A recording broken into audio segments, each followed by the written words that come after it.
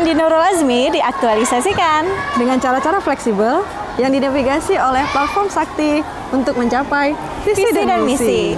Salam Sakti. Sekolah sadar akan masa depan, bersiap untuk hadapi perubahan.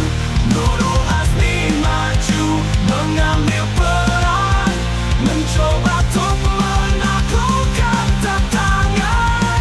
Banyak hal yang harus kita sadari, cepatnya zaman ini berganti.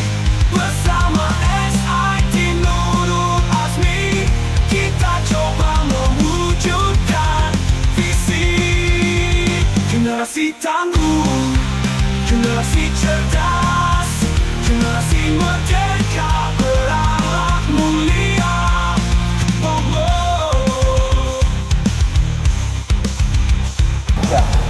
Assalamualaikum warahmatullahi wabarakatuh. Hai Sobat Sakti, gimana kabarnya hari ini? Semoga kita semua dalam keadaan sehat dan selalu berada dalam lindungan Allah Subhanahu wa Ta'ala. Amin ya Allah. Seza, gimana kabarnya hari ini? Alhamdulillah luar biasa. Oh, alhamdulillah. Nah, kali ini saya Ustazah Revita Rahman dan partner saya Siti Abidah. Nah, kami akan berbincang-bincang santai nih, yang tentunya bincang-bincangnya itu sangat amat penting untuk dibahas untuk kita sebagai seorang guru ya Ustazah. Nah, langsung saja kita akan membahas mengenai the magic of validation ya Ustazah. Nah, sedikit mengenai the magic of validation sendiri. The magic of validation sendiri merupakan suatu artikel yang dimana penulisnya adalah Jennifer Gonzalez ya Ustazah. Iya, benar. Nah, nanti bakalan dibahas tuh lebih dalam sama Ustazah Abidah. Tanpa berlama-lama kita langsung saja ke Ustazah Abidah. Bagaimana Ustazah Abidah untuk artikel The Magic of Validation sendiri, dan siapa sih sebenarnya Jennifer Gonzalez itu Ustazah? Kenapa kita harus membahas beliau gitu? Jadi penemu platform ini itu adalah Ibu Jennifer Gonzalez. Beliau adalah juga seorang guru sama seperti kita Ustazah. Nah, sedikit tentang beliau ya. Ya, beliau ini ada apa ya, kalau di kalangan kita tuh agak sedikit aneh seperti itu. Kenapa Jadi aneh, beliau Ustazah? berbeda karena ketika beliau mendapati suatu masalah, beliau terus mencari solusi tanpa henti. Nah, kenapa Cult of Pedagogy? Nah, beliau menemukan itu ketika menghadapi satu masalah di kelas. Beliau akan mencari sampai dapat, dan itu kesannya lebih tergila-gila saja. Nah, itu kenapa beliau menemukan ya, membuat platform ini dengan judul Cult of Pedagogy, di mana artinya Cult of Pedagogy ini adalah tergila-gila akan teknik pengajaran saja. Jadi strategi belajar seperti apa. Jadi setiap ada masalah, beliau akan mencari seseorang untuk membicarakan masalah itu tanpa henti. Jadi hampir waktu beliau dihabiskan untuk mencari solusi itu. Masya Allah. Seperti itu terus menerus. Nah, mungkin kalau itu ada di kalangan kita akan jenuh nggak sih? Pasti sih Ustazah, apalagi saya. Iya. Jadi karena beliau tergila-gila akan itu, beliau mencari nih. Karena beliau merasa pasti kan bukan saya sendiri nih. Nah, terbentuklah kalau pedagogi sampai sekarang platform itu yang dimana juga bermanfaat untuk kita ya, karena kita juga guru akan juga sulit pasti menghadapi hal-hal yang beliau juga hadapi sebelumnya. Nah, beliau sangat membantu banyak. Selain The Magic of Validation ini ada banyak artikel yang bisa kita juga baca. Nah, yang akan kita bahas hari ini adalah The Magic of Validation. Masya Allah ya Ustazah. Tadi sekilas mengenai Jennifer Gonzalez, di mana Jennifer Gonzalez sendiri adalah seorang guru seperti kita, yang awalnya ketika dia membuat platform ini sebenarnya berawal dari keresahan beliau dalam mengajar di dalam kelas ya Ustazah. Makanya terciptalah beberapa artikel yang memang penting untuk kita bahas gitu. Salah satunya adalah The Magic of Validation. Benar sekali. Ngomong-ngomong Ustazah mengenai The Magic of Validation sendiri, sebenarnya itu validasi itu validasi seperti apa Ustazah? Nah, dan bagaimana cara penerapannya gitu? Jadi sedikit tentang validasi. Jadi validasi itu kita ada di perasaan tersebut gitu. Kita mengakui kita memvalidasi dan kita juga membenarkan. Contoh nih saja, aku lelah hari ini. Nah, kan banyak respon nih. Nah, bagaimana validasi yang benar untuk kata lelah itu? Saya lelah. Nah, orang yang memvalidasi akan seperti ini. Oh, lelah ya. Kamu lelah kenapa? Ada yang bisa aku bantu? Bertanya ya, Ustazah. Kita mencoba tahu, kita mencoba ikut serta dalam kelelahan ini. Maksudnya kita turut merasakan kelelahan itu. Jadi kita seolah-olah mengerti perasaannya dan membenarkan perasaan itu. Bukan malah capek apa sih? Oh, Gitu bukan aja malah kok kita lelah. mengejudge gitu ya, Ustazah. Iya, Karena bukan malah menghakimi, Ustazah. Karena yang biasa kita lakukan sebagai seorang guru kan terkadang nih Ustazah mau tuh misalkan anak-anak lelah, sedangkan teman-temannya tuh nggak lelah Iya. gitu. Tapi kita langsung bilang, alah gitu aja masa sih Bang udah capek. benar. Tengoklah itu kawan-kawannya aja semangat. Kan kayak gitu kan Ustazah. Berarti itu kurang tepat ya Ustazah untuk Iya. penerapan di anak-anak gitu. Jadi menurut beliau validasi dulu. Validasi dan cari tahu alasannya apa. Nah, terlebih kita kan di kelas ya Ustazah sebagai guru. Bukankah kita harusnya sebagai rumah ya bagi anak-anak? Yes, benar Gitu ya Ustazah.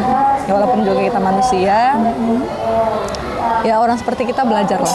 Belajar untuk bisa memvalidasi apa yang anak rasakan, juga ikut serta, ikut turut gitu kan, mengerti perasaan mereka dan keadaan mereka saat itu memastikan seperti itu. Terus Ustazah, setelah kita memvalidasi, apakah ada berefek sama si anak itu Ustazah terhadap kita ketika mengajar di kelas? Apakah anak itu lebih menurut sama kita atau malah sebenarnya ya nggak ada perubahan signifikan kita melakukan validasi? Kenapa sih Ustazah harus kita terapkan validasi itu di dalam kelas? Keajaiban apa setelah kita memvalidasi perasaan anak seperti itu? Karena ya harus ada usaha kita untuk mengikat bonding antara kita dan anak didik seperti itu. Nah, ketika kita ingin menjadi rumah bagi seorang anak, berarti itu upaya kita. Nah, dengan validasi akan membuat bonding itu semakin erat. Dia merasa kita sebagai gurunya mengerti perasaan dia, mengerti kondisinya saat itu. Dan ketika kita mengerti, akan semakin akrab dong, dan kita akan tahu dia tidak akan takut untuk menceritakan semuanya ke kita. Dan dengan menceritakan semua ke kita, otomatis kita tahu nih, wah masalahnya di sini. Nah, ketika kita sudah tahu masalahnya, otomatis kita lebih gampang mencari solusi. Nah, coba kita Ustazah, abang kenapa nggak tulis misalnya? Abang kok nggak nulis? Yang lain pada nulis gitu. Nah, dia bukan nggak menulis misalnya saat itu, dia nggak tahu bagaimana cara menulisnya. Nah, kita sebagai guru langsung menghakimi nih, malas. Kok abang malas banget sih? Gitu. Benar. Sementara kawan-kawannya udah ini, masa gitu aja susah. Nah, seperti itu. Nah, tapi kalau misalnya kita, abang kenapa nak nggak nulis? Susah ya? Di bagian mana yang susah? Seperti itu. Jadi beliau merasa kayak, wah, ustazahnya paham ya kondisi saya. Nah, tidak menutup kemungkinan kan Ustazah, beliau akan langsung cerita ke kita. Ya Ustazah, saya nggak bisa tulis huruf itu. Huruf itu saya nggak paham gimana cara tulisnya. Nah, kita tahu nih, oh berarti si anak nggak pandai menulisnya, dan kita di situ turut ikut membantu. Nah, seperti ini nak cara menulisnya. Nah, seperti itu saja. Dengan kita memvalidasi anak merasa kita paham situasinya dan keadaannya, dan di situ kita akan mencari solusi dari alasan dibalik apa yang dia lakukan, seperti itu. Oh, Masya Allah, berarti validasi itu memang benar-benar berefek ya Ustazah. Iya, Salah satunya adalah mengikat hubungan baik antara guru dan juga siswa ya Ustazah. Nah, Ustazah sendiri itu bagaimana Ustazah? Apakah Ustazah sudah menerapkan metode validasi ini kepada anak-anak atau belum gitu Ustazah? Atau Ustazah pernah punya pengalaman nih mengenai validasi ini sama anak-anak? Gimana sih? Ya, ada Ustazah. Saya punya pengalaman satu, dan itu memang apa ya, saya anggap dosa lah ya. Karena juga kita manusia ya Ustazah. Pada saat itu saya juga belum tahu, belum juga belajar dan belum memahami ya teknik ini. Ya, di awal-awal itu saya pernah mengajar anak usia dini. Yang dimana anak usia dini itu ya maklum ya, belum mengerti tulis, baru belajar pegang pensil gitu kan. Jadi ketika itu sudah mulai belajar menulis. Nah semua teman-temannya menulis nih. Tinggal beliau yang saya lihat bermain di belakang, tidak fokus. Nah, jadi di situ kita sebagai guru kan menganggap si anak kenapa ini? Nah, kenapa dia bermain sementara kita sudah arahkan untuk serius? Nah, ini tugasnya menulis seperti itu. Nah, saya marah. Marah, lalu saya bilang, kok malas sekali sih abang? Nah, seperti itu. Yang lain pada nulis. Kenapa abang nggak bisa nulis? Dia diam. Nah, itu efeknya Ustazah. Kita langsung menghakimi. Si anak langsung menutup diri. Iya, nggak mau lagi ya Ustazah untuk Diam. cerita.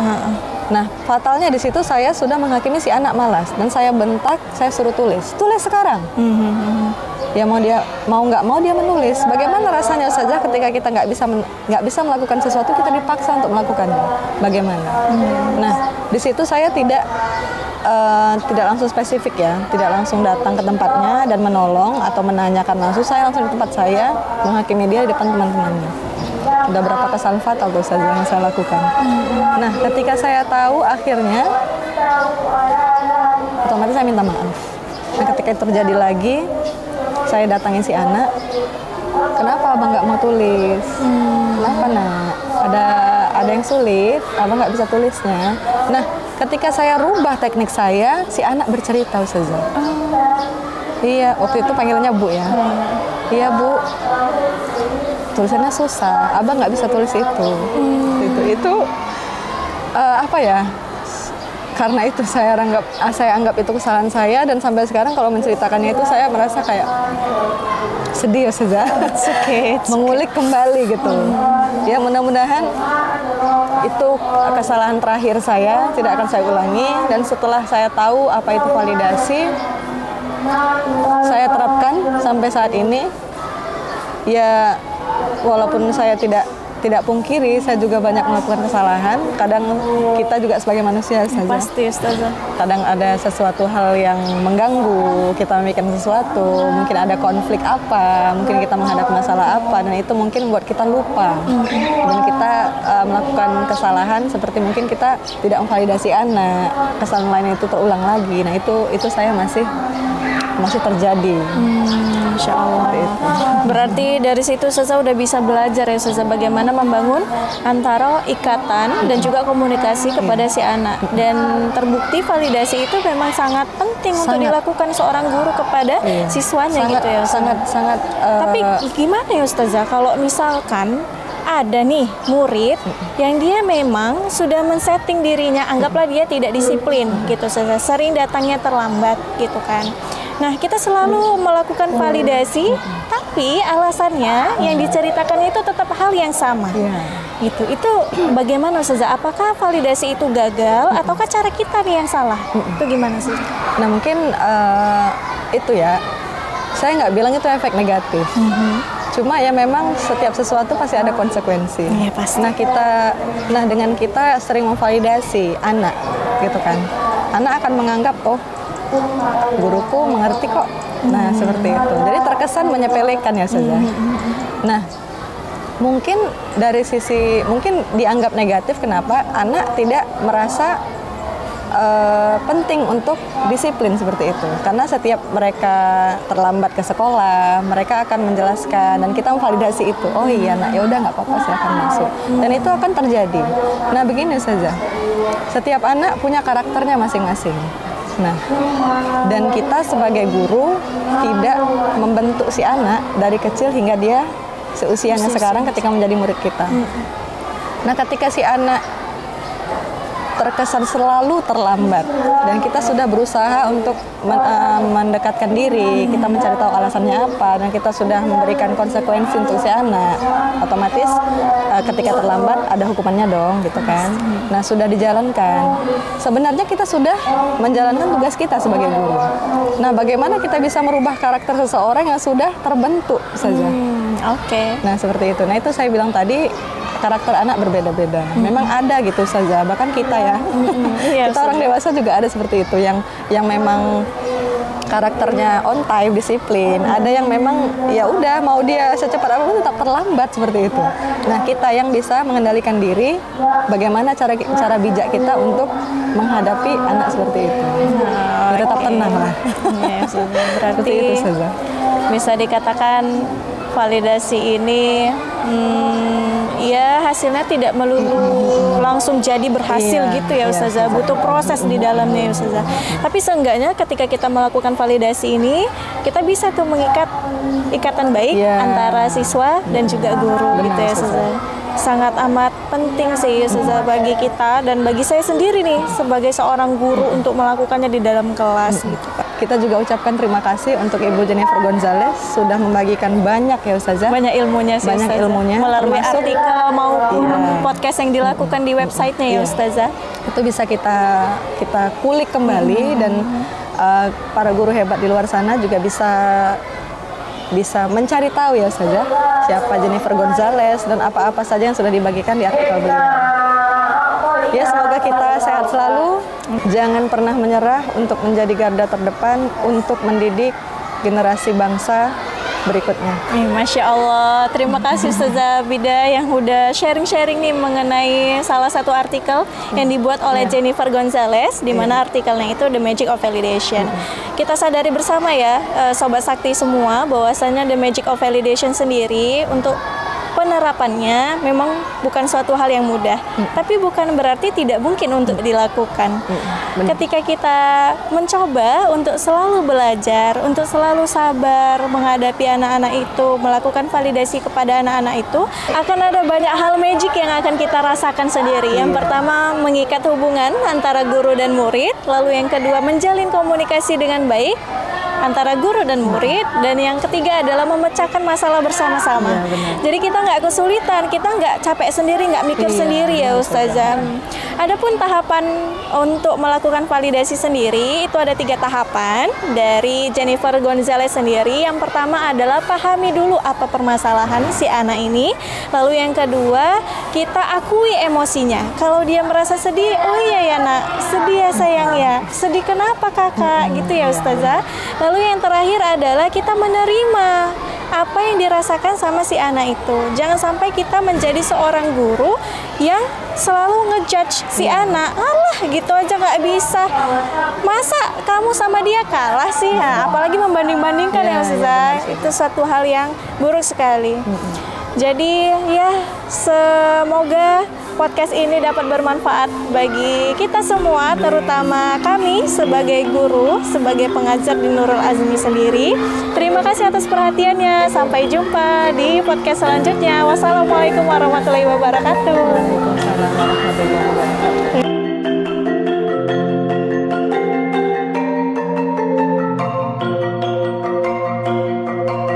Materi ini diambil dari website resmi Code of Pedagogy yang bekerja sama dengan Kelas Dojo sebagai platform manajemen sikap dan perilaku siswa-siswi di Yayasan Nurul Azmi Medan.